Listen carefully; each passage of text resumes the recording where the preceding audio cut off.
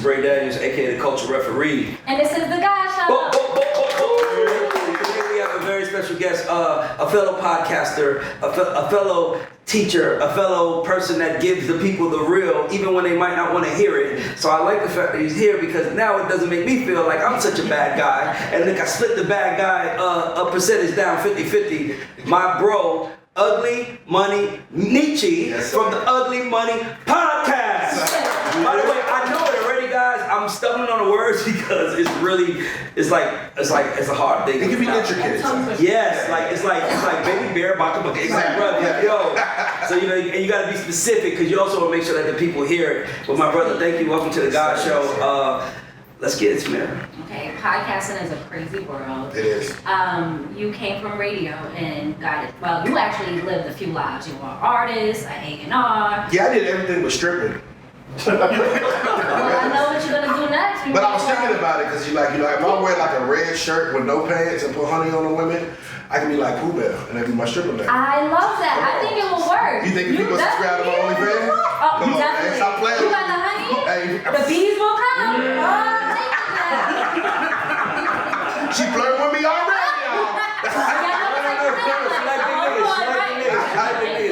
It makes it known on every show. She ties skinny niggas in the DM. She's tired of it. She like, get your skinny asses. Her theory is big. If he's big, he got big money. No, but No, I wasn't gonna okay, eat it. That shit in the camera like, I don't know got what to say. another one. Go ahead. Okay, this is not about you. Mm-hmm.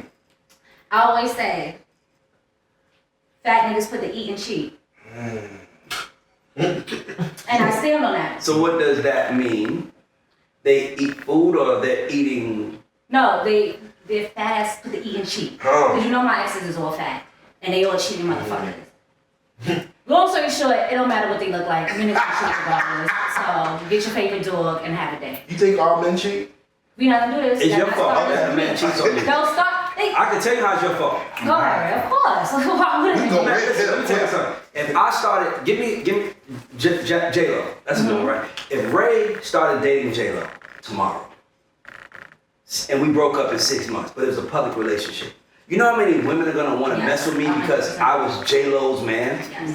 Okay, so you mess with these guys who probably don't have a girl that look like you, and now girls are looking like, oh, look how pretty his bitch is. There gotta be some interest about that nigga. Yeah. And now here they come. And especially because I talk the shit I talk, so people be like, Oh, he gotta have money, he gotta have like, this. They like, he's next on the list. Once again, It's did I just win that one? Isn't that your fault? That's your fault.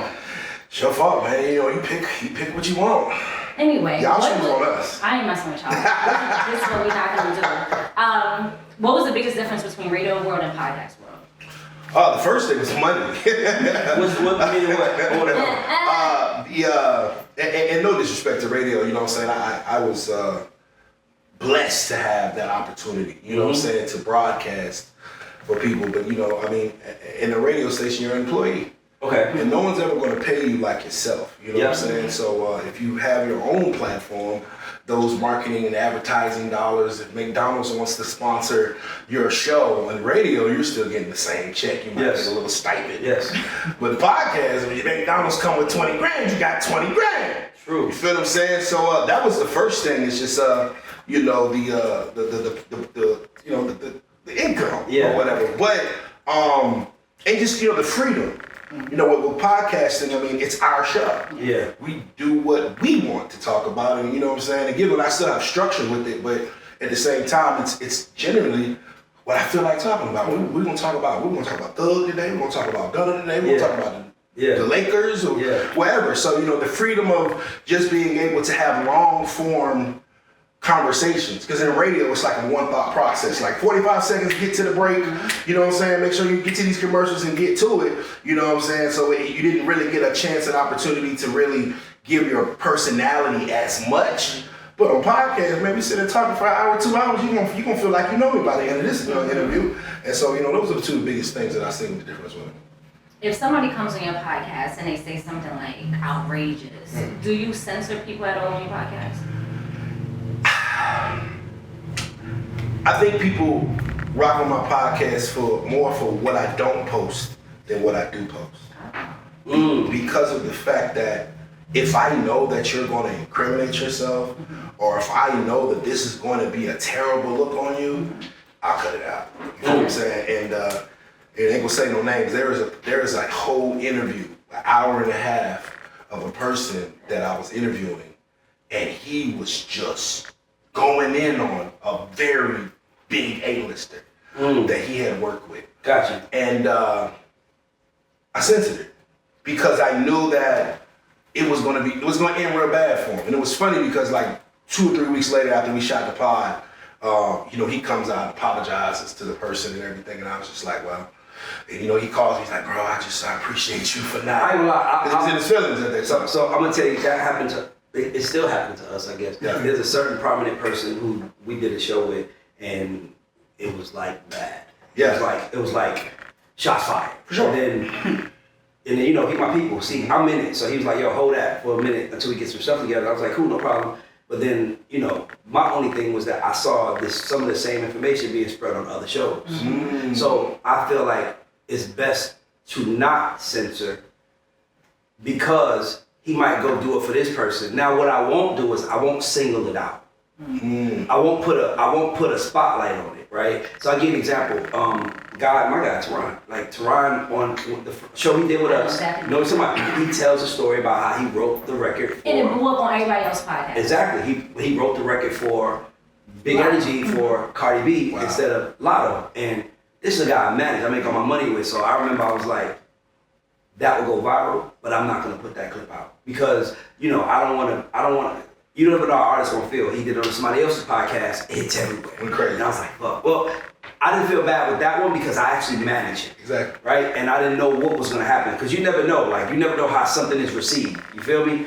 So, you could have just seen artists getting punished, like, oh, you didn't write, he wrote. So I didn't want to put that out there. But if you say some crazy shit, I'm gonna let it fly. You gonna let it fly? Yeah. And the reason why I fall on the floor and hide and everything, but Ray just be like, yeah, talk that talk. I'll be like, oh, Jesus. I've interviewed Charleston White 4 times. Oh, wow. I know that was a little. And we talk about censorship. I fuck with Charleston White, by the way. Me too.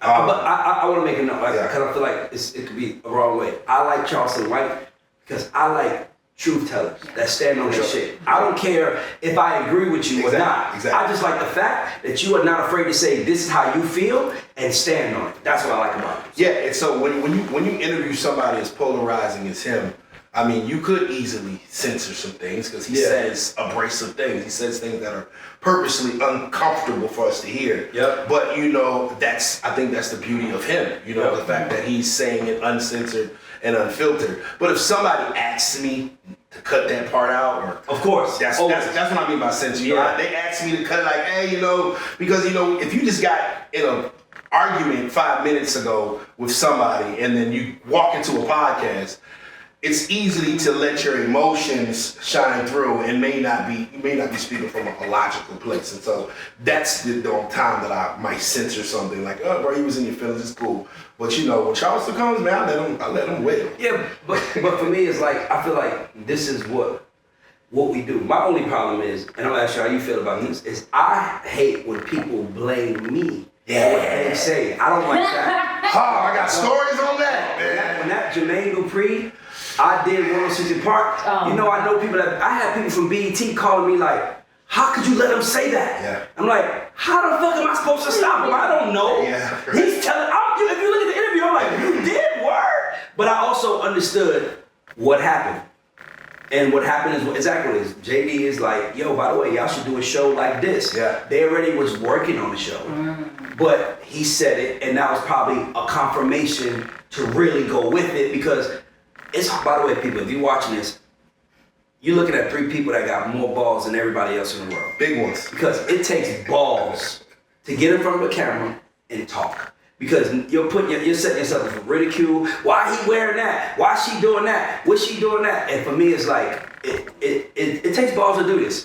So, and then it takes balls to sit in the room with somebody, and if I know something is not a fact, I'll call them out. But if I don't know, what's to say? If you tell me right now, I put Gucci Mane on, I'm not going to be like, no, you didn't. I don't know the story. That's what I was going to ask about like kind of fact checking, right? Because we had an issue one time, somebody said something on the show, and everyone was like, that's not even true. And then he was calling us like, So if somebody does, do you have any, like, what is your system with fact checking? Do you fact check before you put stuff out? Well, I think think my platform is set up for people to tell their truths. Yes. It may not be the whole truth or nothing but the truth, but it's their truth, right? So, you know, when like I have an interview and somebody may say something about somebody else, I'm not exactly there with a Google or encyclopedia to see if it really happened. No, this is your truth. Hey, you know what, man? When, you know, if I'm interviewing Soulja Boy and he's talking about the time that he shot all these people in the studio, I'm not about to fact check and go ask the people who he shot. Like, did he really shoot you in the butt or he shot you in the arm? Like, no, you know, at the end of the day, Soulja say he shot y'all, and that's what it is or whatever, and I leave it like that. So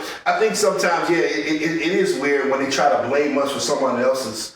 I'm just a platform. You know, I got the mic, I got the camera, and this person is who I'm interviewing. I'm asking the questions, I'm leading the interview in whichever way we need to go. But at the end of the day, what they say is on them. It's not on me. When Charleston said something like "fuck Nipsey Hussle," that wasn't me saying it. Mm-hmm. That was Charleston White saying it. Now, whether I agree or not or whatever, that's here nor there. I'm supposed to be a neutral person in this situation anyway. I'm supposed to give Charleston the platform to voice his truth. And so, you know, sometimes people get in their feelings. I've got a couple of calls. Yeah, I can't believe, like, dog, if somebody says something about me, I got a problem with the person that said it. Yes, sir. That's me. If you said, I don't care who you said it to. Yes, sir. That's cool with me. You said it about me. Now, if they said some egregious shit, like, Ray, hey, I want you to at least be like, hold on, young lady.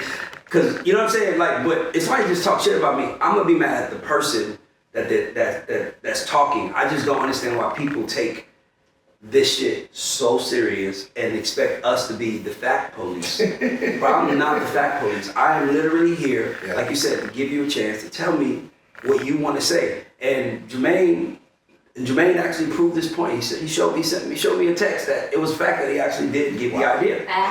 So for me, it's like, but here's the thing. All these people here work with me. Y'all don't know what I'm doing every second. Y'all don't know what I agreed to yesterday. So you might be like, hell no, nobody gave Ray the idea. You don't know I talked to that person yesterday. I wouldn't come and tell you that, but I just hate that people do that to us. But the podcast space to me is I think it's incredible. For sure. By the way, I'm a podcast fanatic. Already. I'm not like doing this for I don't even care about money. I just like to hear conversations and like I'm at a point in my career where I'd rather hear an artist interview than their song. Come on. Because I want to know who you are. The interview gives the song more context. It makes you want to listen to the song. Exactly. It makes you, by the way, I keep telling artists out there, y'all trying to figure out why y'all ain't working. You can't out-cool the music. Come on. You have to find a way to sell it, to make people talk about it. Timberland called me this morning and talked to me for like an hour about the skit we shot. It was like, bro, that was incredible. I wanted to, I'm like, you can't be afraid to try shit, put shit out, and do it. So that's why I just commend you for that, because it's a game. And you know what? It's not as quick as everybody. It's not an overnight game either. A lot of people think that you're just gonna shoot one episode. No, it's gonna go viral. I think most podcasts don't last over 7 episodes. Most podcasts don't last over 7 episodes. My thing to you is how did you learn the monetization model of pods? The hard way. How? I want to know. So I started my podcast back in 2019. Gotcha. So it wasn't as cool as it is now back then, and nobody was watching. My first episode got 53 views, literally. And but I was doing it because I just really, really loved to do it. So it's just like, this is a dope thing. We're gonna figure it out later, and so on and so forth. And so I was renting a studio spot, paying out of my pocket, and I'm like, man, I gotta try to find a way to make some money. How are these people? And then I remember hearing about Vlad paying Boosie for an interview. Yeah. And I was like, how the hell does he pay Boosie for an interview if we're not making money off the interview? And then one of my partners, shots on my boy Slump, he hits me, he's like, bro, your page is not monetized? And I was like, what's that? Yeah. And he literally just came over and was like, bro, you could be making money off of all this or whatever. And so it was just, trial and error and just, I was unmonetized for 3 years straight. And then, but it was a situation where, my consistency, they was, he came in and just gave me some gems, gave me some game. And I think that's why I like to do platforms like this, because it's like, there's plenty of people out there that are in the same boat as me. It's like, bro, I'm just doing it because it's cool. But bro, you he get a check. Yeah. And to be totally honest, the YouTube check isn't even the biggest check. No, it's not. Like that's not even we can't talk about sponsors check. We can't talk about these products. We can't talk about Discords and things of that nature. Like, you know, it's a real bag. Like the YouTube check is really the smallest bag. You know what I'm saying? And so, you know, it's just waking up and learning and you know, being around people that have been there or may know things or whatever. But that comes with consistency. That comes with being in it. That comes with people, you know, genuinely saying like, "Oh, bro, really want to do this. He's really serious about it. Let me give him some game." So I got 2 questions. Yes, sir. The first one is, when you started the pod, did you start it thinking of, why did you start it, number 1? And 2, did you start it thinking about money going into first day? Money was the last thing on my mind started off. Yep. The money came as a surprise. But when I first started it, I wanted to do a podcast because of the fact that we had so many artists in the South and in Atlanta, and it seemed like every time it was time to go on a media run, they would have to run up to New York. Yeah. Mm-hmm. And I'm like, wow, like all the artists are down here. We had everybody down here, and I'm like, why you gotta go all the way to New York to get your story out? You know what I'm saying? Why can't we have more media platforms in the South? And so at the time when I started, like 2018, 2019, it wasn't a lot, you know what I'm saying, going. And so I was like, well, you know, I'm going to step in that area and make my mark. So the idea was to give people opportunity to be heard. yes, sir. To give a person a platform to tell their truth without judgment in a safe place. You know why I started this pod? What's up? This is why I started this. Because I was meeting with artist after artist after artist, and I would give them rules. And I'm like, number 1, the first thing you got to do is go at the pace that you can go the longest, not at the pace you can get the furthest. And the reason why I say that is because I'm telling people, a lot of the biggest problem with the music people have in the music business is that they start and stop. And the reason why they start and stop is because they're running as fast as they can. And I'm like, if I told you to run as fast as you can, you might get 70 yards if you're in shape, as fast as you can. But if I tell you to just walk, you can walk 10,000 yards in a day, right? So why is you trying to run when you can walk? So now artists look at me like, huh? I'm like, it's not really that hard. Matter of fact, I'm gonna show you. Content. Tell artists content. So they didn't want to do it. So I made a deal with my artists. I was like, yo, look, I'm gonna put out content every day. Every day I'm gonna put up a piece of content. We used to shoot a whole podcast every day. No, we used to shoot a podcast every day. But none of that, I can show you videos of me talking and the microphone is not plugged in. Like literally, this how it started. Yeah. Tamara would just come up here and be like, I'll be like, ask me a question. She'll ask me a question, I answer it, that was it. And then I started going out and everywhere I went, people would be like, yo, that podcast you got is crazy. And I'm like, I don't have a podcast. I was just putting content on my page. So now I'm like, oh, we gotta do a podcast. So I'm like, I got an idea. Let's do it. Because I was talking to one of my homegirls and she was like, you know, some niggas out here is goats and some niggas out here are underdogs. I'm like, goats, man, God. So I'm like, I want to have conversation with some goats and some underdogs. So it's in my office right now. I wrote in red, combos with the goats. And then I was like, guys, let's call it the God Show. And they was like, why not combos? I said, because nobody might show up for me. And that means that I gotta have someone at the chair to do the show with. And I don't want to do that. So me and Tamara is good enough. Yeah. And then everybody started coming. Yes, and then I didn't even think about money. I was really just in a social experiment trying to show everybody what's going on, period. Yeah, it was just a love of it, you know what I'm saying? And part of it was when I got signed as an artist, and when I made the decision to retire in 2018, I tried to get my old radio job back. Oh man, so shouts out to Augusta. But anyway, so I go reach out to the old radio station I was on, and I was like, yo, you know, I'd love to get my old job back, you know, I'm retiring from rap, I'm gonna go back to it. And you know, my social media platform is way big now, you know, I know I'll be an asset. And they told me simply no. Did they give you a why? Just no why. No explanation, just no. And I was in my feelings for like 3 days. Like I was pissed. I'm like, how in the world can you tell me no? My platform bigger than the radio station. Exactly. At that particular time. And I'm like, you know what? It's God telling me, why are you trying to move backwards when there's so much ahead of you? And so, you know, after the third day, I'm getting in my feelings and being mad. I was like, you know what? I went up to a music store, bought 2 mics. You know what I'm saying? Went to Best Buy and bought the wrong camera. Don't get it twisted. It was the wrong camera. And, you know, and just started that day. And that first episode got 53 views. But, you know, 4.5 years later, you know, we had 135,000 subscribers and tons of wow, that's amazing. Congratulations. Yes, sir. So building your team as a podcast goal, are you still with the same people you started your podcast with? Did you have to switch some people out? What did that growing process look like? For the most part, I keep the same, you know, day ones. Of course, you know, as you grow, you're going to have to grow with staff. You're going to have to grow with help. You know what I'm saying? Now I have, of course, a larger staff. I got people that chop up content and things of that nature. But when we first started out, it was just me and my partner. You know, shouts out DJ such and such, like just trying to figure it out. So a lot of times when you start, you know, you don't have a lot of support, or you don't have a lot of people that are going to be, you know, you don't have a person to do makeup and lighting and no, you got to do all this shit yourself. You know what I'm saying? And then when you get to the point of, you know, start gaining some traction and gaining some growth, then yeah, of course, you know, we've hired some, you know, I got a 15-person team, you know, within Ugly Money as a whole, you know, now. But back then, it was just me and my partners, and we was trying to figure it out. What was the first time where you thought, hold on, we might be onto something? I'm gonna tell you the time it got real is when I first monetized it with my first Charleston White interview. And how it happened was, it was funny, which is the fact that I had been consistent over the past 3.5 years where nobody was watching me. Nobody, I mean, I would be excited if I got over 1,000 views on an episode, right? And so, but I had been consistent with it. So, you know, a publicist, shouts out my girl Portia Madrid, she hits me and she's like, hey, I got Charleston White coming in town. Do you want to interview him?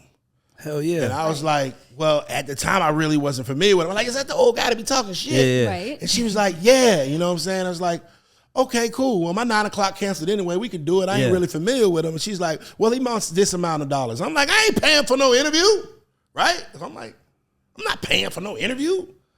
She was like, well, you know, his interviews do millions and millions and millions of views and da-da-da-da. And I was like, so I called my partner. I called Slump. I was like, Slump, man, you heard about it? He said, do it. He said, do it. How much did he want? Do you mind talking about that? He wanted like 2,000 back then. Okay. Right? Yeah. But I got it down. Let's put it like that. You know what I mean? I'm like, I ain't got 2,000. But I could. But I couldn't. Yeah. 100. Yeah. You right? I got a little something. And so he gave me a great, I ain't gonna cap, man. Charleston is a blessing. He gave me a great deal. We bring him in, and this guy from the time he walks in is just cooking. And I literally was crying, laughing for 2 hours. You know, of course, the couple of things that he said kind of made me cringe, but for 2 hours, this guy was just on point. And I was like, oh my gosh, I think we got something that's going to really, you know, wake people up on it. And I mean, that interview to date has over 2-3 million views. Wow. Like the actual full interview has 1 million. And then the clips collectively did like 1.5. And so he hits me like 2 weeks later. It's like, yeah, I'm back in Atlanta. You want to do something? I'm like, nigga, bring your ass. Let's go. Right now. Well, how and much so, you know, we've interviewed Charleston with 4 times in the past 6 months. So shouts out Charleston White. That's dope. So you said because this is crazy to me because I'd have gave up. You said that for 3 years you put out content, you were getting no money, people weren't watching At all. and you didn't care and you kept going. What was your motivation behind still putting out content and not kind of getting what you wanted out of it? I've never been an immediate gratification type of person. I'm such an immediate gratification. Yeah, right. It's just, you know, it's always been a marathon with me. I just understand that, you know, with something that's going to be great, it may take a little time. But it's just betting on yourself, knowing what you have, knowing the talent that you have, and knowing the fact that if you just keep going and you don't quit, you're going to end up somewhere. You know what I'm saying? So it's just the fact of I enjoyed doing what I did. And so if I keep going, I have no choice but to eventually break through in some shape, form, or fashion. And so, you know, it's like a lot of times I was the last guy picked for the team. But you know what? Everybody else is picked because I stayed at the court. And everybody else is gone. The street lights is on, but I'm here. But it's something important that I don't want to skip over. Yes, sir. Because I feel like people see us and just think, put a camera on me, I'll make some money. The thing, you got 2 people who started pods that I didn't even think about money or think that money was an option. Yeah. Money? What you talking about? Like L.A. Reid called me. He's the first person he called me. He said, "What you're doing is gonna make you a whole lot of money." Sure. I was like, "That's not why I'm doing it. I wasn't doing it for that reason." And even now, I tell people I'm a full-time music exec, y'all. Like I have to run. Like literally, I'm dealing with travel for this. I got this label. I got to talk to. And I'm like, so I can't get off this and say, "All right, guys, now that we have our content, how are we gonna make our money?" Exactly. And I don't think nobody understands that. Like it doesn't. You got to go after it. And I'm like, I don't have the time to go after it because I still like this is a beautiful facility and the music business pays for it. As you probably, I don't know if you've seen the clip I made, but I'm like, Nick, the music business pays for this. Yeah, for sure. This is not like this is. All this shit is still like, I'm still in the whole 6 figures. For sure. Right? Because, I'm still in the whole 6 figures, but that's not what I did it for. I didn't do it for that. I did it because I wanted to show people it's possible. How about this? The way it worked, when I bought this building, it was podcast equipment that came with it. Dope. Now, my guy he don't even know how to work it. That's why I'm talking in the mic and the mic's not plugged up. Yeah. He don't know how to work it. So then he's like, I think I know how to work it. So now we filming in there. So now imagine after a few months, now they're like, yo, bro, we need to get a set and some equipment. But I don't mind doing it now because now me and Tamara know how we rocking. Everybody knows what they doing. So $20,000 later, that's why I was trying to tell people, but I didn't spend $1 until I knew what I was doing. Okay. And I just feel like the process is where greatness is made. Sure. The process is where everyone wins. And if you are an instant gratification person or if you are any of those things, you're going to lose, bro. Because you're going to get so frustrated with the process that you're going to be like, where's the money? I ain't going to lie. We closed our first partnership on this show. And I ain't going to lie, bro. When I was talking to these people and the guy told me what they was going to pay, get the fuck out of here. Y'all tripping. Swear to God. For me, it was like, because I would do this. I'm doing this for nothing anyway. Sure. So for me, it was like, man, that's dope. It's like icing on the cake. It's like literally. The money was a surprise. And then the best part about it is when you walk out and you get the responses you get. Yes, sir. Like, I ain't never experienced nothing like that. And I've been making money for a long time, and I've never experienced like what happens when I go out now. Like people, it's a different feel. Yeah, and then here's the thing. Pod, yeah. People are so worried about millions and millions and millions of views. Dog, I'd rather have 20,000 views of 20,000 people who are fucking with me every time. Exactly. And that's the thing that impressed me. So you never know who that, I mean, we get millions streaming all, but you never really just think about like who one of those views is. One of those, dog, when JD called me and he was like, man, me and Hov was arguing for 2 hours about the show. That's crazy. Like, he's like, him and Hov, and I'm like, so he's telling me this, just like kind of telling me like, yo, bro, like, but he was really telling me about the 106 Park comment. Ho was like, how'd you do that? Asked him this. And I was like, hold on. Oh. Jay-Z watched the show. He was like, he fought with your, what? That's crazy. You just never know. And my thing is, you can't focus on that though. You can't focus on that. So that's why I wanted to focus on that because I just think people don't understand how hard it is to do this shit. No, for sure. And you gotta do it right before you can make money. Not like rap. Come on, man. Rap. Yeah. Rap, you can fuck around and make a song, yes, and now you're a millionaire. Yes, you don't sir. know what you did, but you just you just came up with a good fucking hook, and now you did it. But with this shit, you got to get it right before you make $1, unless you're a celebrity. Yeah. Unless you're Naomi Campbell or Carisha, because they walk in and now it's like they're celebrities, so we're paying to see them anyway. But us, good point. Bro, we got to. That's why I'm like, bro, y'all be asking me how we making money. I'm like, how are we doing it right first? If we're not doing it right, we're not going to attract no money. Facts. Period. So go ahead, Tamara. I'm sorry. Okay, so I got to go there. So, Black Twitter, that's my favorite place to be. Okay. We're constantly talking about take podcast mic away from men, right? So, overall, what impact do you want your podcast to have on the culture?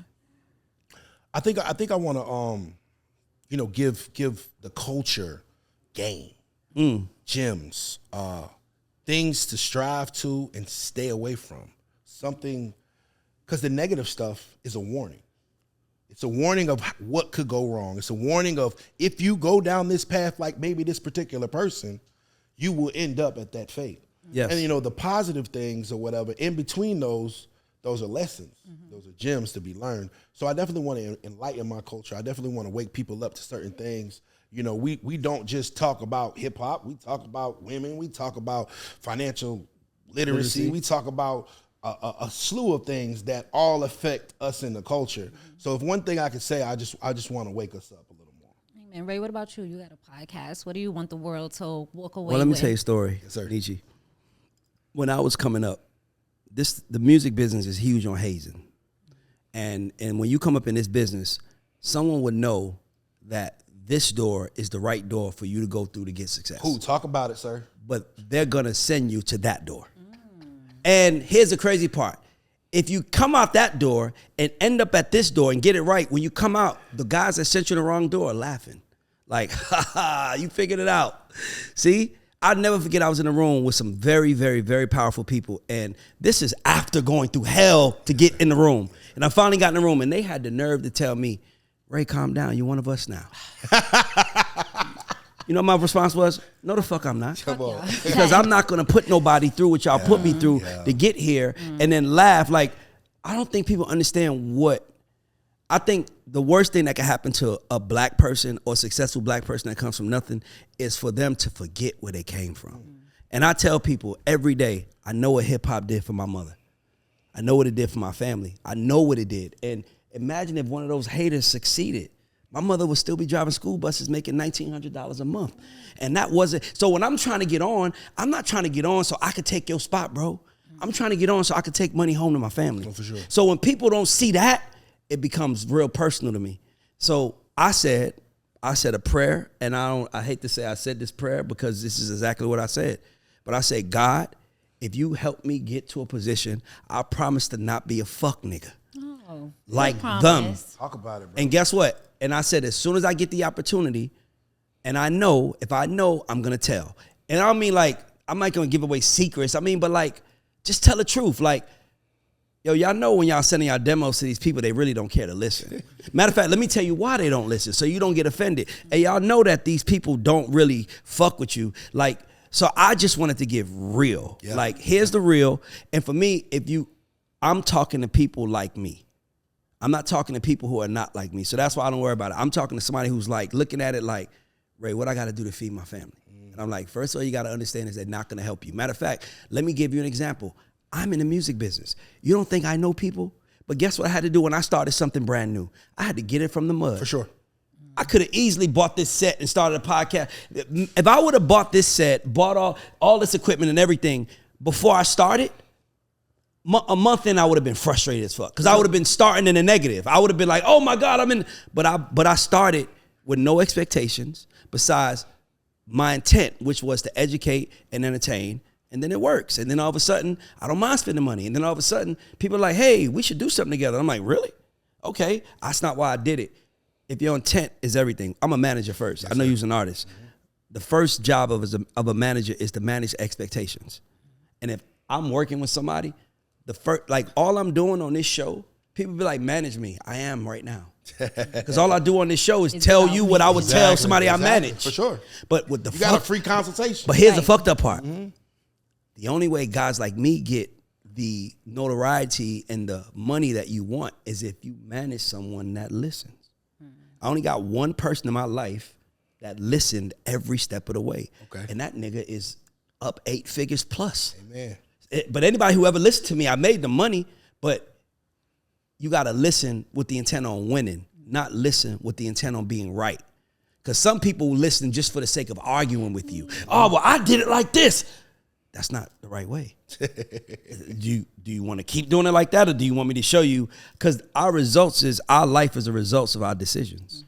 And if you make the right decisions or you do the right things, boom, like I said, I emailed Charlamagne and the Black Effect podcast. I'm in the music business. I emailed iHeart. I emailed everybody who would listen, be like, yo, guys, I want to start a podcast. I went and sat with Kevin Hart's company, and I was like, I want to start a podcast. And you know what this dude, Brian Smiley, you know what he said to me? He said, well, you know you don't need us to do that, right? Yeah, exactly. And that was like, that's what I would say on the music side. Sure. Like, Ray, I need you. You really don't. You just need to make, because there are plenty of people making money that don't have me. So it ain't like you need me. But when he said that, he was like, just put a camera on and talk. And that's all I started doing. And then when I did that, it was like, all right. And those same people now it's like, yo, you got shit. And here's the crazy part. Charlamagne and them have talked about this show on the Breakfast Club at least 4 or 5 times. And then we went to them and was like, yo, we was trying to get on your shit. We was on the shit. They was like, what? Why you not on our shit? Because I emailed you.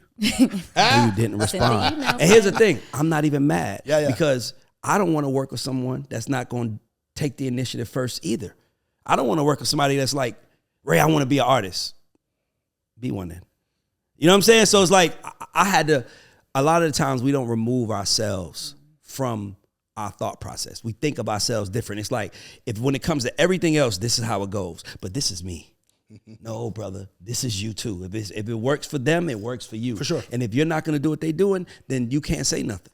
So that's why I fuck with, that's why I fuck, that's why I want to have like a pod to pod. Because I feel like people sit down and they're like, oh, no, I'm like, bro, this shit is not hard. It's just consistent and attention. That's the biggest thing is consistency, right? The hardest thing. It's just waking up and doing it in the days that you don't want to do it. I did not, my first episode that I ever got with Traction, I did not want to do. I did not want to interview Fujiano because at that time he wasn't a big artist. He had just won a talent show. Exactly, the Boom Man, exactly. And Boom Man called a favor and was like, hey, get him on the pod. And I'm like, I really don't feel like driving to the city. And then he popped off. But I was like, you know what? I'm going to do it. It's another thing. Don't just, a bigger problem that people have is that everybody's clout chasing. Exactly. And for me, it's like, I can't tell you to stop clout chasing if I'm doing it. Exactly. So that's why, and I'm telling people, I'm like, I could sit down with anybody and have an interesting conversation. If I shouldn't do a show if I couldn't, by the way. So my mind is like, if I need a celebrity to get attention, then I don't deserve this shit. Because eventually, now at that moment, I'm at the mercy of the celebrity. And there's been times when me and Tamira have had people in that seat. And then we arguing. Hold on, what you say? And the person in the seat is just sitting there like. And I'm like, and I remember I told my people. Remind him we have company. I told my people, I was like, we start doing the show. Everybody wants to be on it. Everybody, like, y'all want to be in the show. Dog, I got artists, rappers DM me right now when I'm getting on the show. And I had to tell my people, I was like, I didn't start this show to interview people. I don't know how to interview people. I start this show to talk my own shit. Yes, sir. This was for me to talk. Now I gotta share. Now I got 18 episodes of people talking. So now I'm like, and then I'm like in the car and I'm arguing. I'm a Virgo. I'm arguing with myself in the car. Like, man, that's not cool. That's why. And I'm like, so now I'm like, I need to do a show with just me and Tamara. We talk shit. Because that's what this was rooted in. I wanted to be the Stephen A. Smith of music. Come on. I wanted to be the motherfucker that was in it that talks about it, not the motherfucker that was in it. So the first thing Eric Sermon said, he was like, bro, you know what you talking about.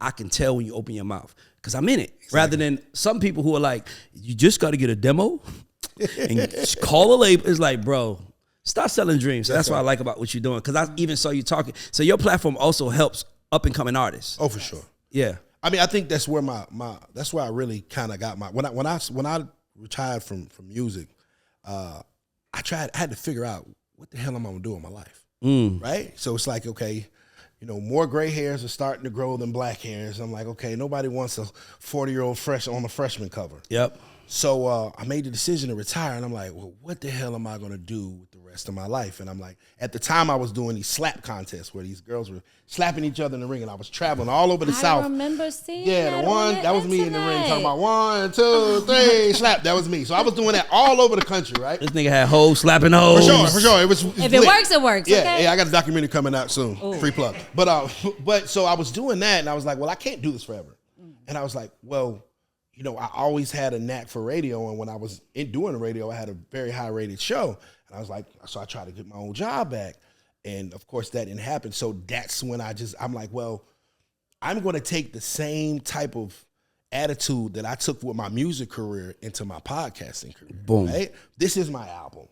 And every episode is a song. I say that. You know what I'm saying? Every season is an album. When I say that, I'm like, this is my artist. For sure. But it doesn't talk back.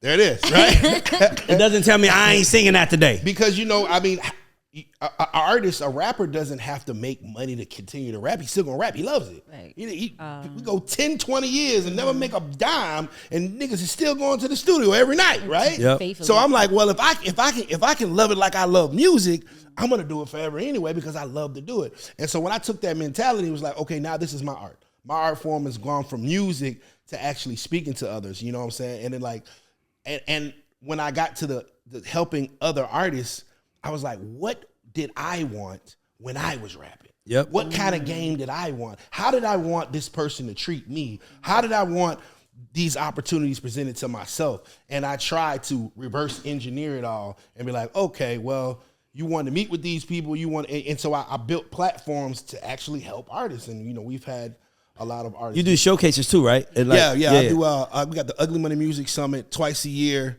It's a 3-day event. You know, we usually have a real big grand prize. Yeah. Whether we send somebody to, I think we send people to Moneybag Yo, Boosie, giving a whole bunch of money away. Anyway, you know, and Gunna, but you know, shouts out to Gunna, but yeah, you know, just several different labels. We plugged a lot of different artists in certain situations, and you know, I just when I see them and I see them prosper and I see them doing well, like you know, it's a really rewarding thing. You feel what I'm saying? It's like, what's 5 independent artists right now we should be looking out for? 5 independent artists right now we should be looking out for. Well, I gotta plug mine. China Monet, First Lady of Ugly Money Entertainment. She's the woman, the young lady that I started this company with, and she was the one that believed in me when I didn't know what I was doing. D Jizzle from north of Memphis, Moody from Kansas City, Kansas. There's a guy out of South Georgia named Looney. I don't know if you ever heard of him. Looney's a monster. I think Looney better than everybody.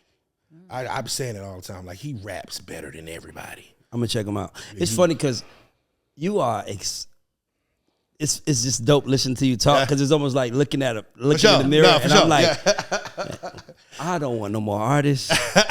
I don't want to talk to no more artists. It's an acquired taste. I'll tell you that. You know what it is though? What it is that for me is I understand it's your dream, and I always I credit my success to this, by the way.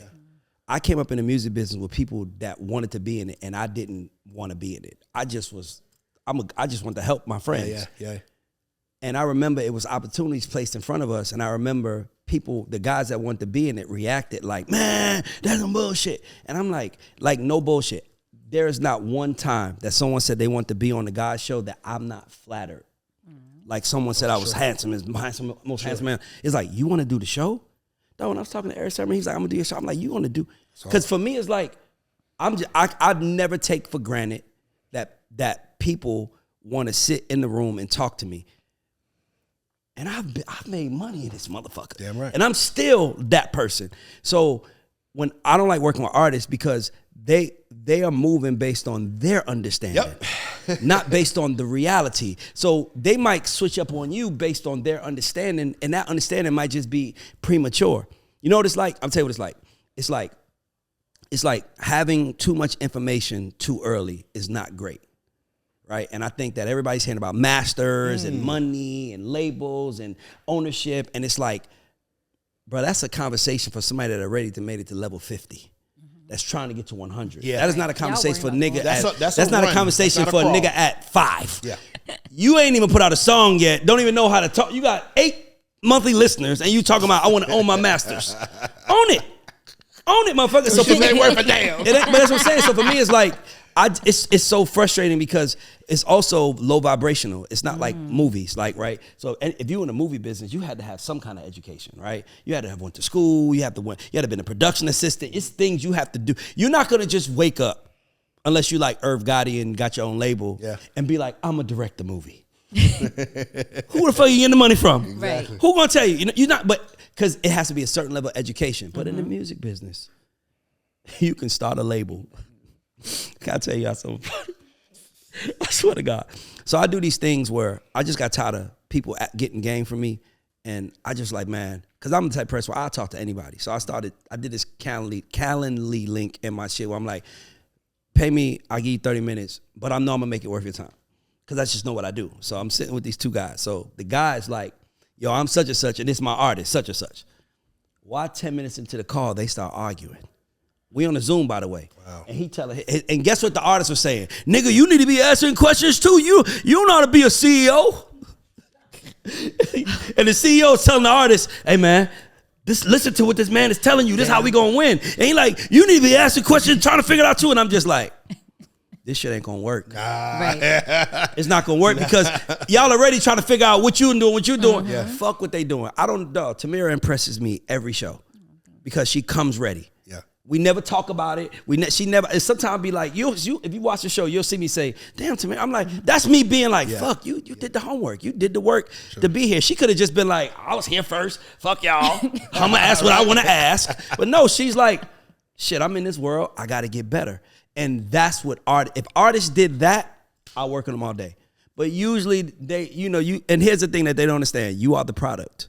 So if I tell you, so say if Nietzsche is the product, and I'm like, "Yo, Nietzsche, I ain't gonna lie, bro. You might want to wear them red J's. It don't compliment you. Your feet too big." And you like, "Well, nigga, look at your shoes." Right? Guess what, nigga? I'm not the product.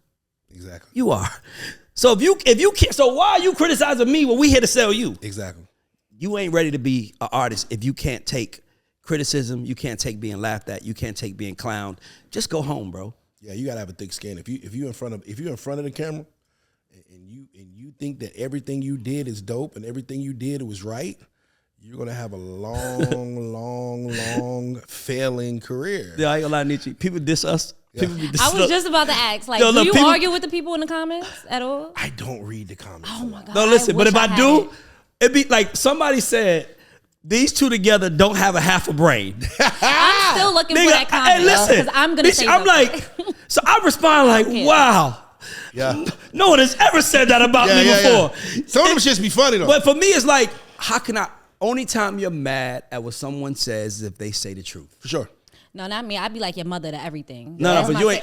ain't. But Tamira, I You're go- going back and forth. but Tamira, you're I not go to Ray's mad. page with my Tamira, eyeballs you're to not see. mad though. Oh yeah, no, I'm not mad. I'm Like just- you understand what I'm trying to say? If you're mad, if somebody say you have half a brain, I'm laughing like I do.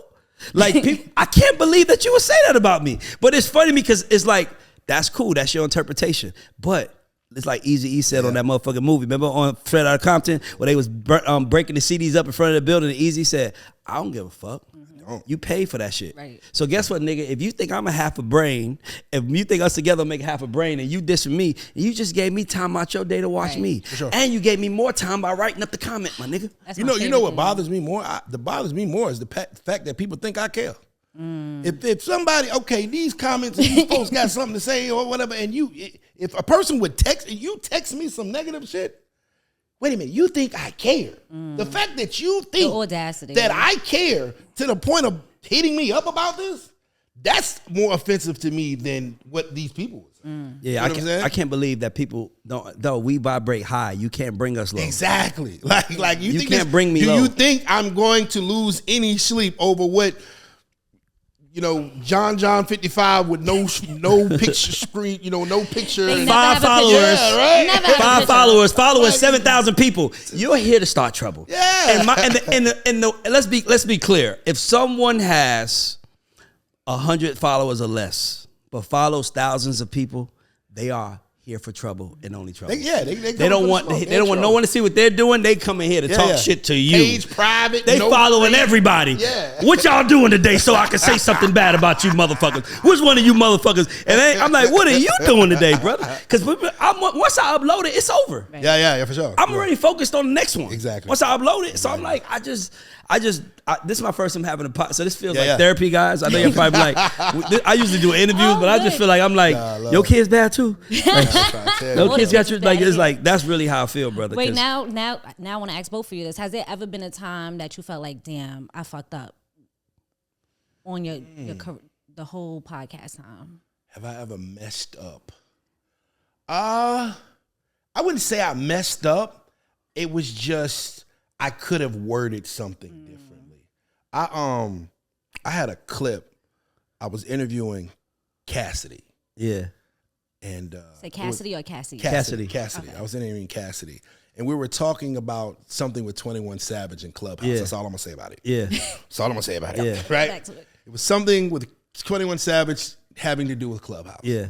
And the title, because given I have my team, they handle a lot of those things or whatever. The title was just awful. Yeah. It was just terrible. And so They laughing because they didn't. Oh, we've done it before. Okay, cool. That's why I scream at them niggas about. Right. So the title is just totally messed up, and I'm like, oh, I'm not paying no attention because we just did the episode, boom, boom, boom. So I get a DM. And, it's my boy Meezy. Shouts out Meezy. And he's like, yo, bro, and the thing I respect about him because he came to me respectfully. Yeah. But when I read the title, I was like, oh, that's wrong. Yeah. You feel what I'm saying? Like he was like, yo, bro, like that's really not cool. And I'm like, you're right, that's not cool. Let me get on that. So there's been a time like, where we've phrased things probably a little wrong. But what they have to understand is that that's the only way to get the audience to click. For sure. So it's like McDonald's saying, I got the best burger in the world. Of course you're going to feel a way about it because if you eat, you're like, this is not good. But what else I'm going to say to get you motherfuckers in here? Yeah. So for me, it's like I had to change that one time where it was... And it 21 Savage bragging about killing 25 people on Clubhouse shouldn't be the title though, bro. Yeah, I don't I mean, think messed that's up on that one. We messed up on that. Hey, somebody was tripping But that no, day, right? look, we get in trouble for that all the time because you gotta balance clickbait and kind of like but you gotta messing be, up you your have to be a relationships with master of words. Yeah, that's why I'm saying I don't think I fuck up. Yeah. Because I'm thinking about I'm arguing in my head. But right you're the now. host, so you're I'm not arguing. You may not be doing the title. I have to have this conversation. No, that's true. With an intern, like, yo, bro, what the heck? Bro, I gotta live in Atlanta. Bro, yeah. Like they live here, bro. What are you doing? That's real. You know what I mean? And no. Do you watch might Curb Your see him Enthusiasm? outside. Yeah, bro. I'm a huge Curb Your Enthusiasm. It's a scene where Larry is like talking about a rapper. He's like, have you ever listened to his lyrics? Yeah, bro. Have you ever heard what they rap about? What they gonna do? They're gonna bust a cap in my ass and shoot me in my eye? You want that to happen to me? Why would you do that? I deal with that all. Like my mother's a post. Why such and such saved such and such life in a such and such moment, and then now that person calling him like you said that. He's like, nah, I didn't say it like that, and they're like, yo, Ray. Yeah. And I call my people like, man, change that shit. Yeah, man. yeah, for sure. Now I ain't gonna lie to you. do. If the GOAT of podcast to me is Vlad. Okay. And the reason why I say Vlad is the GOAT is because Vlad doesn't give a fuck. No, he does not care. Like I seen Vlad ask who's doing the interview. He literally asked so did Jay-Z actually stab you? Yeah, no, he has no filter. He don't care. What? I'm trying to dress that shit by the way, up. I'm black, by the way. Right. So Justin, you hear me? I'm Justin. That's what I'm I'm black, thinking bro. of. So I know how that sounds. Yeah. But he is just like, no. So did you actually Vlad actually solved Tupac's murder? Yeah. No, for sure. You know I ain't lying. No, No. he dead ass serious. No, Vlad solved Tupac's murder I know. on his shit. Yes, he did. And the guy that he said, I know who was in the car. I know who shot Tupac. Yes. He would act like, so Niece, when last time you cheated on your wife? Like, how, you cheat, don't you? Like, what are you doing, my nigga? Like, but because that's why I say he's a GOAT, because he is literally. He gets to it. No, it's not that. He is literally a journalist. Mm-hmm, yes. And if you're a journalist, you should be able to ask those kind of questions. he ain't got no- but because no we're in filter. hip hop and we're talking about culture, we feel like there's code. So And we're in a part of it. You know what I'm saying? We actually are outside. Like Yes. I just Right. saw you at Yes. the party. Yes, exactly. So you gotta be aware, like, bro, I gotta walk around. somebody these might streets. come up to me and then not only that, somebody might not like me because they said such and such and such and such. So I can't think about that though. I don't think you make a song thinking about the audience. No, for sure. You have to make a song thinking about what you want it to do. Period. You can't make art that way. And I manage artists for a living, so I kind of know how to work with you. But for me, it's like if you're offended by what I'm saying, I'm sorry. Now, Ray, I got a question for you. Go ahead. Have you ever had an interview and you're not expecting the bullshit to come and it just comes out? Or you're not, hey, how was your day today? Well, we just got finished, with a 3-car, you know what I mean? Like somebody just totally just going left field and you weren't even going there. Cause I've had a lot of those moments. You know what I'm talking about? Hell yeah. If you tell yours, I'm gonna tell mine. No, bro, when you start hearing like my Benzino interview, one of my favorites, and Benzino was like, mind you, we ain't talking about that. Benzino's like, you know what, guys? I gotta apologize to Andre 3000. Right? Because I fucked him over and then give him 5 mics. I'm like, what? Like, it's like, so me, it's like, but it is also that moment of like, you can't really react. So I gotta be like, that's good of you. But when Benzino said that, I was like, oh, this one. And that's what made me like him, because I like people that are unafraid. But like, dog, when I tell you, like, I said something on the show, on Arnold's show. Well, I was like, Warner, and I was like, so I'm thinking, I'm like, fuck. I hope the people at Warner don't take it wrong. But it is fact. Sweetie ain't had a hit since I left. That is a fact. There's a fact that the biggest Chopper record was the last record I turned in.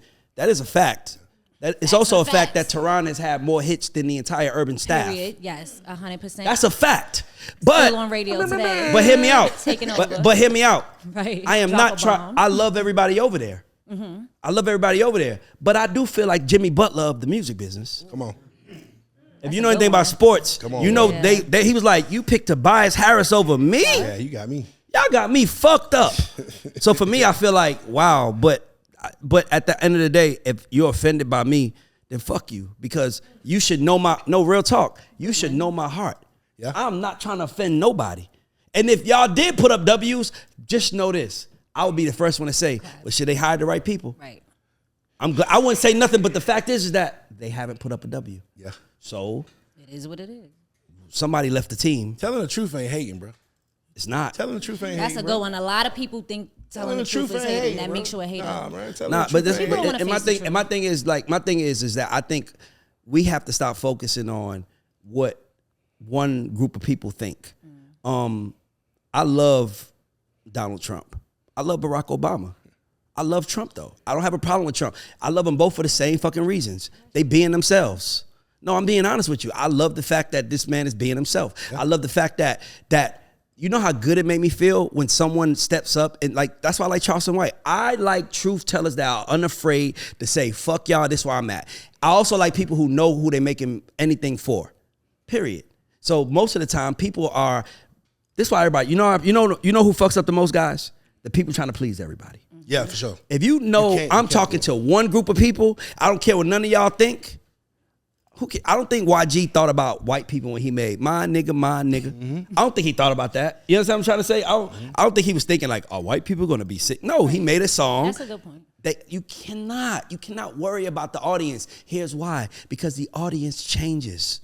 They change their fucking mind. Dog, they change their mind. Like you say, what might be right today.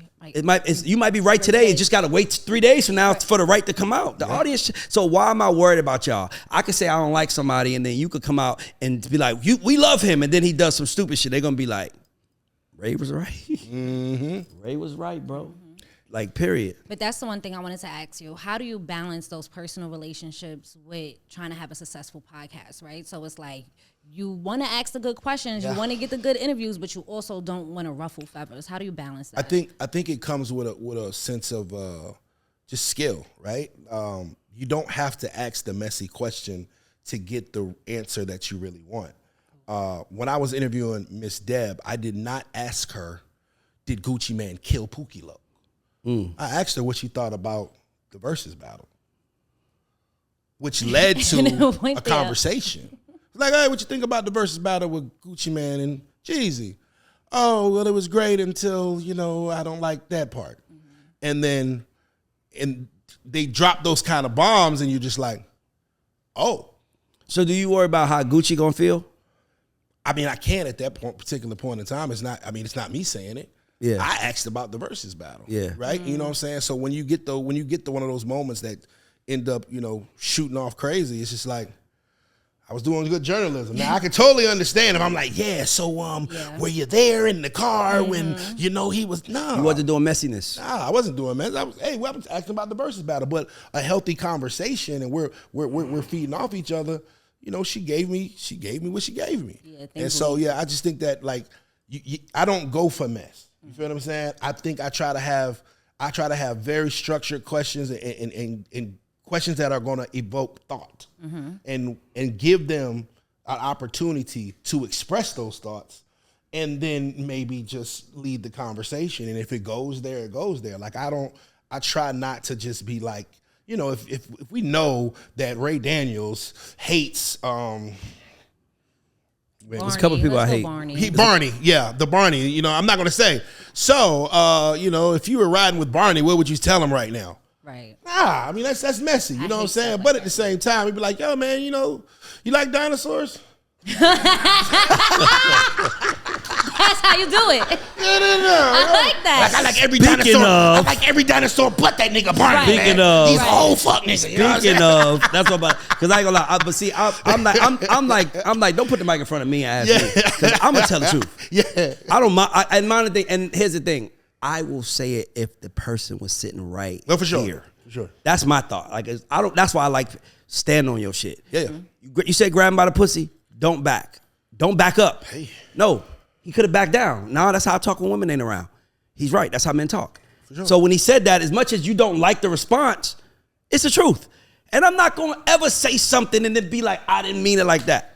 If I said it, I meant it. And if I offended you, educate me so I can understand how I offended you, and then I won't say it next time because now I understand. But I'm not deleting anything. I'm not taking something down. I'm not like when Lizzo had to delete the word spaz from her album. Oh, I was and I'm like, upset about that. I'm like, yo, I didn't mean it that way. And the word spaz is in the dictionary the way I used it. Right. So just because it offends a group of people, I'm not gonna not delete it. Now I might not say it again because damn, I didn't know that. Now you know. But for the most, I'm not. Listen, man, fuck all of y'all. 3 exclamation points. Fuck everybody because dog, those same people are gonna laugh at you if you can't feed your kids. For sure. Those same people are gonna clown you if you lose your job. So why the fuck are you worrying about them? Fuck everybody who's not with you. If they not with you, fuck them. And if they are with you, I love you. If you support me, I love you. But if you're not, fuck you. Tehran says the best. Tehran is like, it's a certain artist, superstar, super superstar that don't fuck with me and Tehran because we made a song for somebody he was in a relationship with. Oh, wow. And you know what I'm talking about? And he don't fuck with us. And here's the thing. You know how many niggas said, man, go be cool with him? Man, I'm not kissing that nigga ass. Cause guess what I'm gonna tell? Nigga, I didn't write the song. Right. And not only that, nigga, I did for them what I would do for you. Sure. I provided a service. And Nick, are you gonna give me the $1 million that I made off that record? Thanks. And if you not, then you should be happy that I made it. So we can laugh at it. Like, man, you wrote that shit for that dumb motherfucker? Yeah, man, but you know how that shit go, nigga. You want me to help you ask? You want me to help you write your response? You need right. One. Exactly. Right. That's what you should have done. Want me to help you write your response? I just think there's not a lot of place for emotions in business. And I think a lot of people try to wear their emotions in their sleeve. Like, this is not unless you're my personal partner, like, this ain't an emotional thing. It's business. Now, I'm friendly, I'm cordial, but at the end of the day, I'm here to produce the best damn show I possibly can.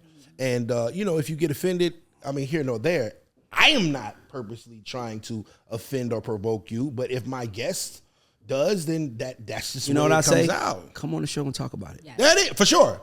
I've had a lot of those. Come on the show and talk about it. I've had a lot of those, on bro. JD, I said, bro, you could come on and say but you gonna go talk to somebody else shit about it. Come talk to us, man. Yeah, don't get out my DM talking about it. Hey, why you say why you letting them throw dirt talk on my name? About it. Come talk about it. I can't believe how many people get angry about other people's opinions. Yes, that's incredible. But it makes me wonder, do you go to the person that said the bullshit? Do you have the same energy for them? No. Like if this man said this on the show about you, did you talk to him? No. Then why the hell are you talking to me? Yeah, but my thing is who gives a fuck? Exactly.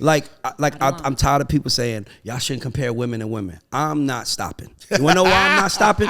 You know why I'm not stopping? Because I compare men to men. And I compare restaurant to restaurants. And I compare everybody to everybody. So now because women don't want to be compared to, don't compare Nicki to Cardi, guess what, my nigga? That's what everybody's gonna do. When Ice Spice comes out, everybody compare her to somebody. Here comes Scarlett. Everybody love her because she ain't like none of the girls out there. Everything is based on emotion and comparison. You should be happy. By the way, if anybody wants to do a show, has their own podcast, they want to have a huge argument about which show is better, Ugly Money Nietzsche show or Ray Daniels and Tamir show, do it. Do it. Right. Say how terrible we are. I need it. You know how I heard about Blueface? Because he couldn't rap on beat. I heard that it was this rapper that was terrible. Yeah. And he raps off beat. You gotta hear him. That's how I know Blueface is. Sure. Guess what? I heard and I liked it. Sure. Who gives a fuck what nobody said? I don't care why you talk about us. Talk about us. I would do your show. You do my show. I need the promotion. Come on, nigga. Yeah, man. Sure. Go take some inside. So we have this section of the show called Credit Check, where we ask people like yourself to give a shout out to 2 or 3 unsung heroes in your life. And the thought process is that everybody says give him his flowers. I don't want no fucking flowers. I can't do nothing with flowers. Give me some credit so I can leverage that shit and go get me something else. So give me a couple people that played a role in your career getting here. First, I'm gonna have to give credit to my brother Flacco out in Augusta, Georgia. He's a APD out at a Wiz 97.9. He was one of the few people that believed in me when I didn't believe in myself. He's the guy that made the call to 8Ball and MJG to say, hey, there's a kid out in Augusta that's really tearing it up in the clubs, and we need to. And still to this day, he's a person that I can talk to and confide in and really just get real homeboy, real feedback. Because when you get to a certain level or certain status, a lot of people are gonna try to agree with you. I hate yes men. Me too. Man, Flacco gonna tell me if I'm tripping. Hey, bro. Exactly. Hey, you know what? I feel you, but you could have did it this way. And I'm cool with that. You feel what I'm saying? And so I definitely got to give my brother Flacco that salute. Second would be DJ Such and Such out here in Atlanta. I moved to Atlanta in 2015 with $100 to my name and no car. I ain't know nobody. And so coming to Atlanta with no car is crazy. No car. I was driving my girlfriend's car in a U-Haul for like a month. By the way, and she left like 90 days later. But anyway, we should shout her out. For real. She got you through them 90 For days. real. Hey, without her in that car, them 90 days, you'd have been fucked. That's a whole nother story. Okay, cool. Let's go. But DJ Such and Such, man, I didn't know anybody in Atlanta really, and he just said, yo, bro, don't worry, I got you. You know what you're doing. You're new to the city. You're not new to the game. You know what you're doing. I know the people that you need to be in touch with to do it. I'm like, all right, cool, brother. You know what I'm saying? And he plugged me in. And, I can say that, girl. Crazy. I'm going to tell you the crazy thing about this, Ray. So I was with this chick for 3 years in Augusta, right? I'm on top of the world. I'm the man in Augusta. I'm the biggest radio show, had the biggest rap record. I owned the club. First I was promoting the club, then I owned the club, right? So those 3 years, I'm up. I'm the man. Move to Atlanta, get signed. We make the decision that we're going to move. I'm like, well, what are we going to do for money? Because, all my businesses are here. She's like, don't worry about it. I got us for 6 months. You've taken care of us for 3 years. I'm like, all right, cool. I would never do this shit again ever in my life. Because she threw it in your face every chance. What? It didn't last 90 days. When it switched. Ray looking at me like I'm when it switched from me being the breadwinner to her having to rainy day. That's why I don't believe in rainy day chicks. The rainy day shit. when it switched, she didn't last 90 days, bro. When I first got to Atlanta, I was doing 30 clubs in 30 days. I did a show every night. I come back from the club one night, her shit is in boxes, man. And she's like, hey, I can't do this. I'm going back to Augusta. And I was like, but I just took care of you and your son for 3 years, baby. I can't get 3 months. And the son. Yeah, that's where, hold on, in the sun. You get a little extra brownie points there. Hey, man, you know what? Sometimes, the only person you can depend on is yourself. And I just put myself in a situation where I was like, I'm just now getting to the point where I can work with people in a team environment because I never want to depend on anybody, because everything that I've gotten in my career has been because somebody let me the fuck down. Somebody didn't show up to work that day. I swear to God, if I could take this mic off and drop it on the floor, that's the last thing I want. Like, bro, you get it. Yes, that's why but anytime I do your show, anytime, whatever, we can do whatever. Like, I want to do your show because I want to see people win, but I want to see people win who I know is doing it the right way. Absolutely. And to me, it's like just hearing you talk, it just reminds me of the 3 girls that took care of me. And before I made my check, it was 3 of them, and I lived in a suitcase.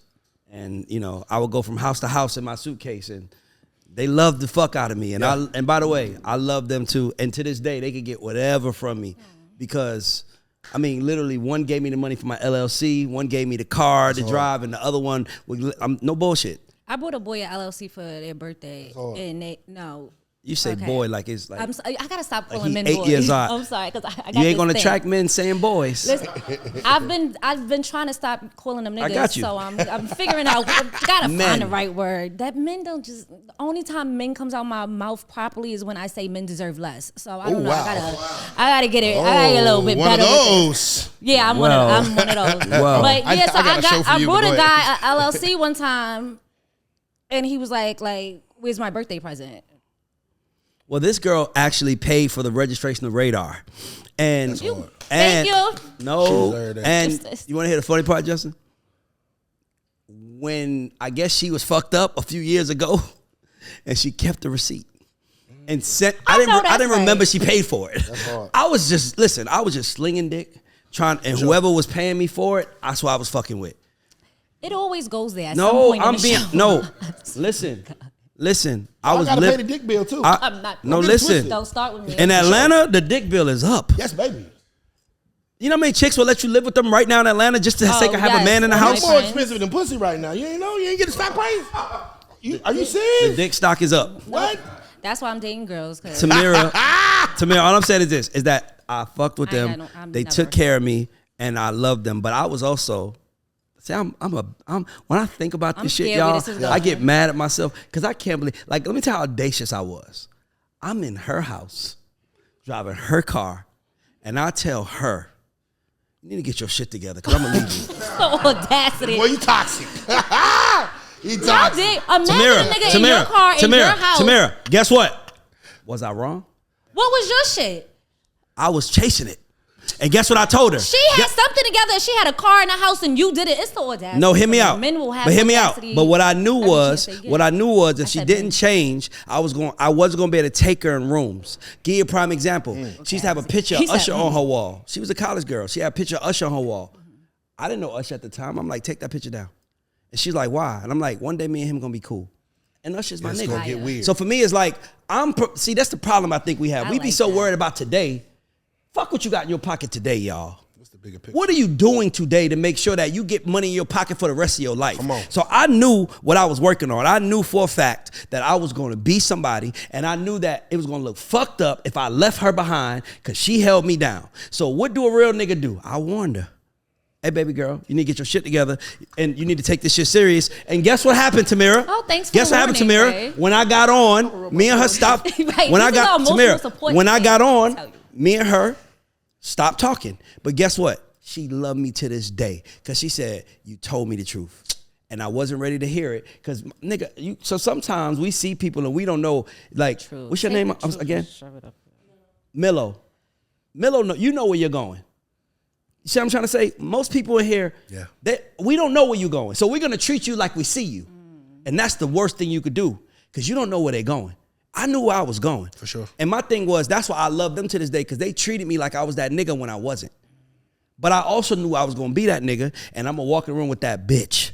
And if you ain't that bitch, I might not walk in the room with you, baby girl. So you need to get your shit Together. together. Okay. Sometimes we're And- only compatible at certain points in times of our Yes. lives, Boom. bro. Yes. We don't talk 100%. about that. We don't talk about some Seasons. relationships only work. Seasons. Some other relationships only work for seasons.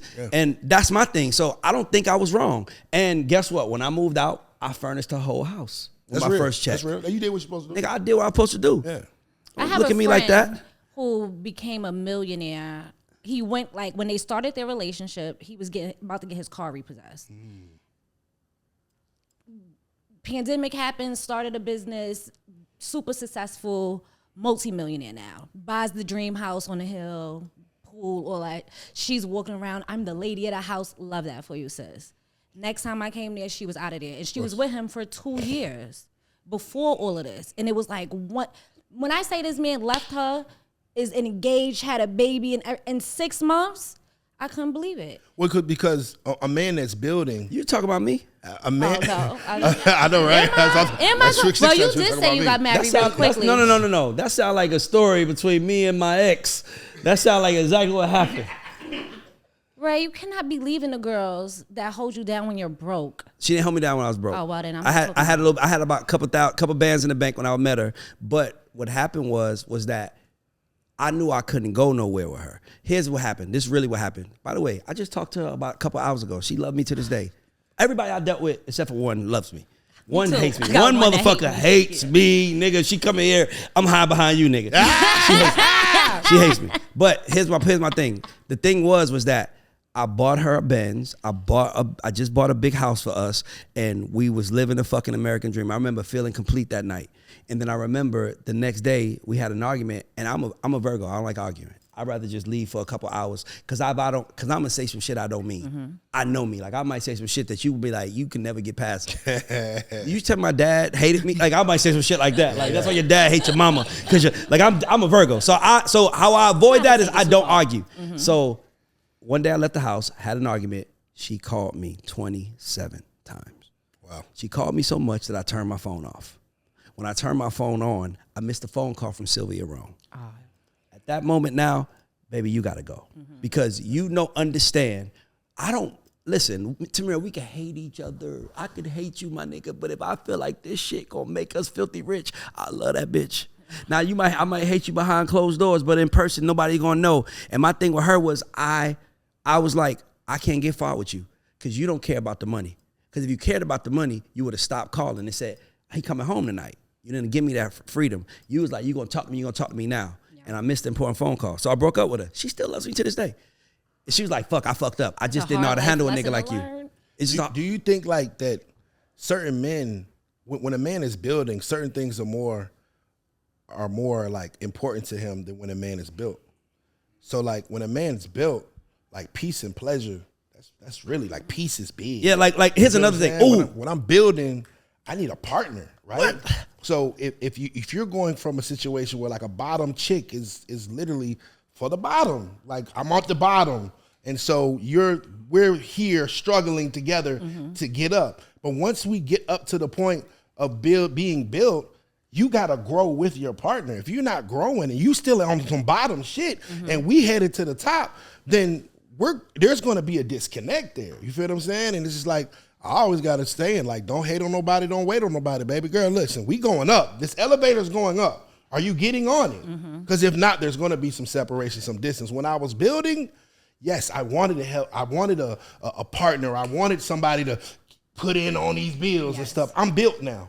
I need peace and quiet. And you can't treat me like you treated me for sure. Nobody. And we're not putting up with it. Because that's why starter wives exist. Because the man, you never heard the term starter wife? Okay, the starter wife exists because when he's building, that's the girl with you. But as soon as he gets built and the world celebrates him, you're the girl saying, don't forget when you ain't had shit, nigga. You got to go, baby girl. You got to go. You and all your shit got to go. Because you trying to remind me who I used to be, and I've been working my ass off to not be that person no more. I could see that. I think, like, for me personally, I'm dating right now who I need. I need to get rich, Ray, so I could date who I want, who I like. That's bullshit. You have a vagina, young lady. What do you want and me you're to a do? beautiful girl. Men have to get money to date who they want. Yeah, women just have to be in the right room. No, but I'm saying right now, I have to date pretty much for fucking survival instead of dating because I love your personality. And so you basically saying that you want to get up so you can meet you a nigga that you could tell what to do and treat him like. No, I'm saying that I don't want to have to date for survival. If I find you right now and I meet you and I like everything about, like, airport guy. Maybe when I get up, I could actually date airport guy because I have my own money and I don't need a partner. Of course it's not. Now you know it's not going to work because now you're up and you can't wait to remind him. You're not going to respect him. No, I think women. You're going to end up cheating on him with the alpha. You're going to end up cheating on him with a big dog. Here's the problem with the world. I'm trying to tell you. I don't want to get in a relationship. By the way, we should do a relationship. I don't want to get a relationship talk, but I'm going to just tell you, here's the problem with women. I have a best friend. And by the way, I know we got to wrap, but I got to say this. I have a best friend. She's a girl. So she was doing an interview. I'm not going to say who she is. She was doing an interview. And she's a little older than me, and she was interviewing a woman that was like in her early 20s. And she said she asked it, she was a stripper, by the way, who she was interviewing. And she said, Raymond, when the girl start describing the nigga she wanted, she started describing the same nigga I want. I'm like, hold on, bitch. You gonna flip, you gonna have threesomes? You gonna jump off the fucking pole and give him whatever you want and shut the fuck up? She was like, Raymond, I gotta go find somebody else. I gotta change my goal because the nigga you want is going to be used to certain things. And if you're not going to give it to, he worked hard to get treated like that. I adapt. He worked hard to get called Mr. Williams. He worked hard to get called Mr. Daniels. Not for you to call him nigga when you pissed. Baby girl, you got to go. You and all your shit got to go. For sure. Cause I am not that no more. Send him back to the apartment. You will treat me how I see me. And I don't expect that in the beginning. Right back to but the as I grow, yes, sir. You will act accordingly. Oh, please. Y'all act like women are so disposable. If we left, y'all be crying outside the window like that was in the video. A great woman is Stop disposable. A great woman is disposable. Here's the unfortunate part. 5 out of 100 are great. I was about to 5 out of 100 are great. Here's the problem. How many men out of 100 are great? See, I'm not. I just want to know. I know we ain't shit. The thing about Okay. I know. I'm just You ain't shit in your man. Clap your hands. Let's clap your hands. We all every nigga here clapping. We know we ain't shit. We don't try to be somebody because he got his computer in his hand. Oh, he did a chest And he don't want to clap. break it. He did like this. I'm just saying, men know we ain't shit. We know we ain't shit. We know it. We don't want it. It's just who we are innately.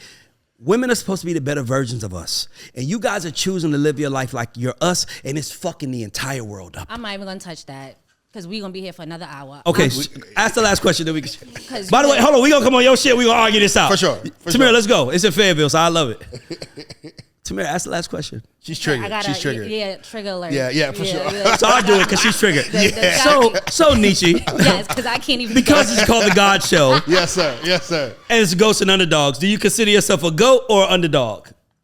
Definitely an underdog. Why? I was the last kid picked for the team in every shape, form, and facet of my career. The reason why I'm here is because somebody didn't show up to work.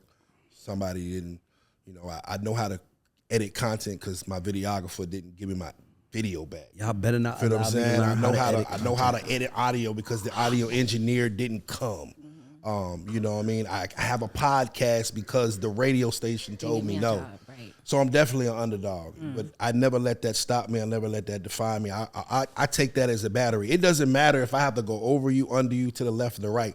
I'm going to get to where I gotta go, regardless if you help me or not. And so, I'm the underdog. I got here. I don't have any major cosigns or major affiliations and things of that nature. I didn't have a real big homie to say, hey, this is how you do it, or I just had to figure it out on my own a lot of times through trial and error. But if you take a slow ride up to the top or whatever, it's a slower ride to the bottom. So I'll take the stairs. I always said I'm a stairs guy. I'm traumatized. The elevator, by the you stair go up quick, you fall allergy. down, you go back quicker. I'm the stairs, nigga. I done went 13 flights, nigga. It's gonna take me a minute to fall back down. So, But not only that, your lungs is up. respect. So now Famous. it doesn't matter. You train, you season. But I'm gonna say, I'm gonna celebrate you as a GOAT because you went on a mission by yourself in a world you had no idea about, and you came back a king. Respect. Don't ever let nobody fucking discredit that, because a lot of times we don't see ourselves. We don't don't, know how 'cause many we in it. because we in it, Exactly. and not only that, we know what it takes to be in it. It's kind of like I understand what Kobe felt when he was looking at his players and he was like, "Why y'all celebrating the dunk? We gotta win the championship."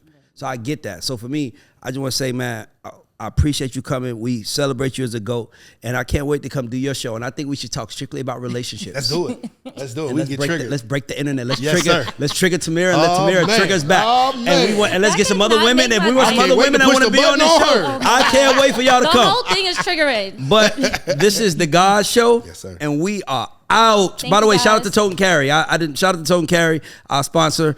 Shout out to y'all. We love y'all. We appreciate y'all. Support Tote and Carry. They help us. That pink tote carry Let's in go. The airport. Let's get it. Thank you guys. All right, bet.